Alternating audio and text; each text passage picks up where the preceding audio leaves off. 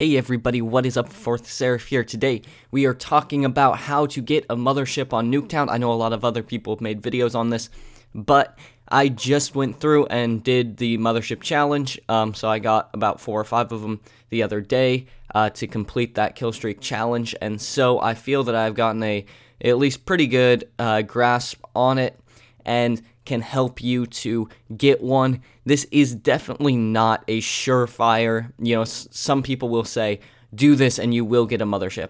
That is a load of crap. There's really no surefire way to get a mothership. It does take quite a while, so this is just, I think, the best way to do it.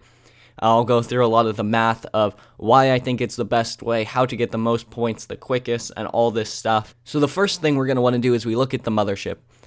It is in total 750 points to get. So what we want to do is we want to make it so that we actually need the fewest kills possible to get this. We want to be able to get it in less than 18 kills. We want to drop that way down and get it to a much more reasonable place, because getting 17 or 18 kills continuously is not easy. And so we are actually going to focus this mainly on how to do it in a way where you don't have to be crazy good. We're going to make it much easier, and we're going to do that so that we don't have to worry about getting 18 kills, because nobody wants to have to deal with that. Alright, so let's get into our class setup. The first thing you want to use is the KN44. The reason for this is we are going to want to put on a suppressor so that people cannot find you as easily, people are not coming after you. A lot of people just go after kind of the markings on their radar, and that's how they look for people, and so we don't really want to have to deal with that at all, and so doing this will keep you from having to always worry about everyone on the other team coming after you. This will just make it a lot easier. The reason that it's best on the KN44 is it actually decreases your range less on the KN44 than it does on almost all of the other assault rifles. I think if you have the M1 or X1 Grand, then it will act the same, but that gun I don't think is as good. So I suggest using the KN44 because you can use it at close range and at a longer distance pretty effectively on both. I also threw on extended mags and the ELO sight, really just to give me advantage over everyone. Make sure I didn't run out of ammo if I was shooting at 3 or 4 people and could get lots of kills. The next thing we're going to want to do, and this is one of the most important things, you need to put on a launcher. I will actually go through the 2 different games that I recorded, and I'm going to have gameplay of, and see how many things I shoot down. I believe that it is per life about 3 or 4, which means we are getting 2 to 3 less kills per life. The next thing you're going to want to equip is a shock charge. The reason you're going to want to do this is so that people can't sneak up. Both the spots you'll see that I mainly go around is the upper window in the blue house, and specifically I'm going to put a screenshot up here of where you should stand. You'll see me do it a lot. You should not stand out in the open window. You should hang back as much as possible and come up just to the side of it like you'll see on screen. This means that you cannot be seen from the window in the orange house from the opposite side, so this gives you a lot of cover. Note that you can still be shot through the wall and your name will still appear, and kill streaks, if they get a hardened sentry, a talon, anything like that, can see you through the wall. It is a glitch where you show up, the red hexagon will show up around you, so be aware of that. But having a shock charge back there so that you will stop anyone trying to sneak up. Occasionally someone will get by not coming up on your sixth sense or whatever, and you want to make sure that you are protected, and it'll give you a little advantage when you need to go back there. The next thing that you need is sixth sense, which I just mentioned.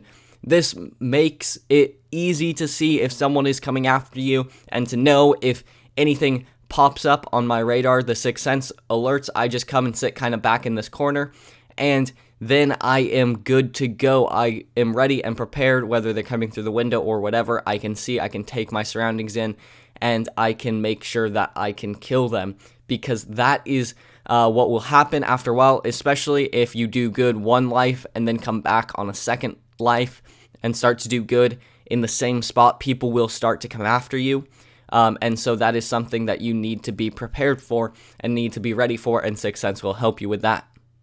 The next thing we are going to equip is Scavenger.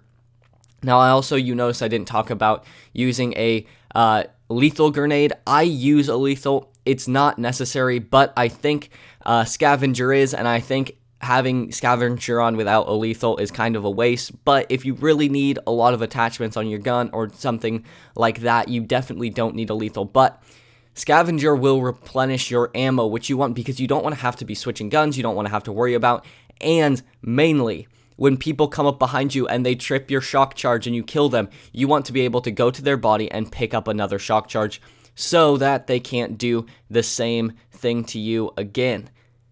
The next thing I like to equip is Engineer as my perk 3.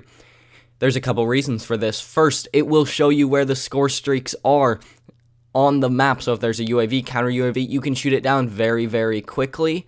You don't have to stand out in the open searching around for it forever. It will also show you if someone happens to throw a trip mine or something like that up in the window, which does happen occasionally.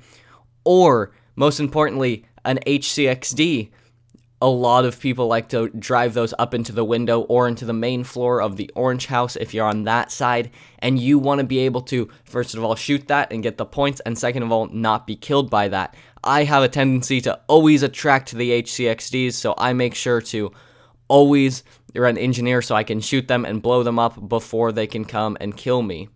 Finally, for your specialist, this is going to be really important. You want to use the Ripper.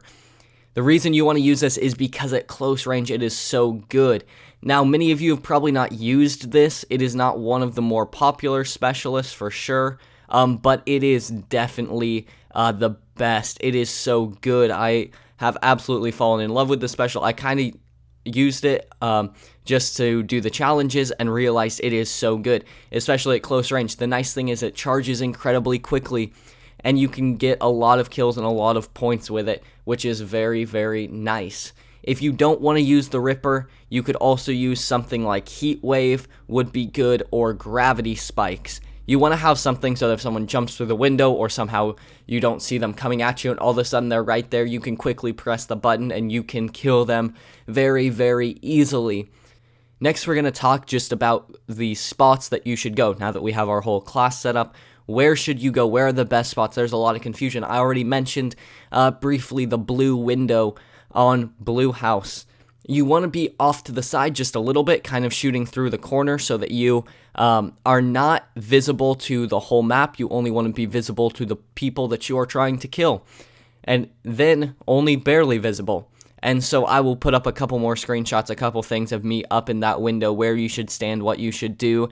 And then on the other side, you want to be in the bottom of the orange house. The reason is that you don't actually get very good lines of sight up in the top, and most people don't expect anyone in the bottom shooting through the door.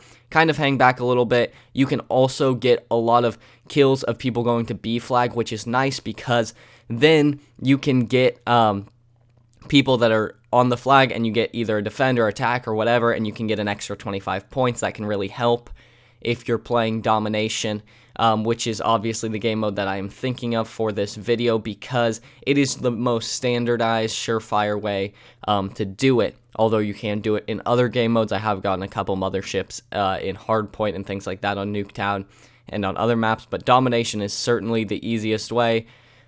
You don't want to have to run around too much. You can throw one shock charge in that back room behind you in Orange House 2, which is nice. People will most often not come down the stairs because they'll just be hanging up in the top because that's where all the good spots are to just camp if you're on the enemy side. And so you don't have to worry about that. People will occasionally come through kind of those back doors. But if you throw a shock charge in the middle of the room, then you will hit people coming from both ways, which is nice so that you only have to have one shock charge equipped. And you are pretty well protected. You can shoot people either way, and most of the time people won't try and shoot you through a wall or anything on that side, so you don't have to worry too much about that. If you like this video, make sure to leave a thumbs up and subscribe, and you can click on the screen to go to my last video or to my channel. Thanks, guys. I'll see you next time.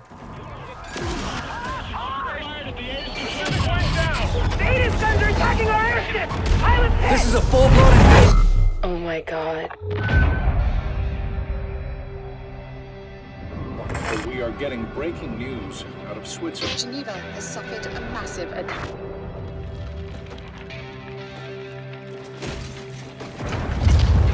Death count continues to rise, and there's no end in sight.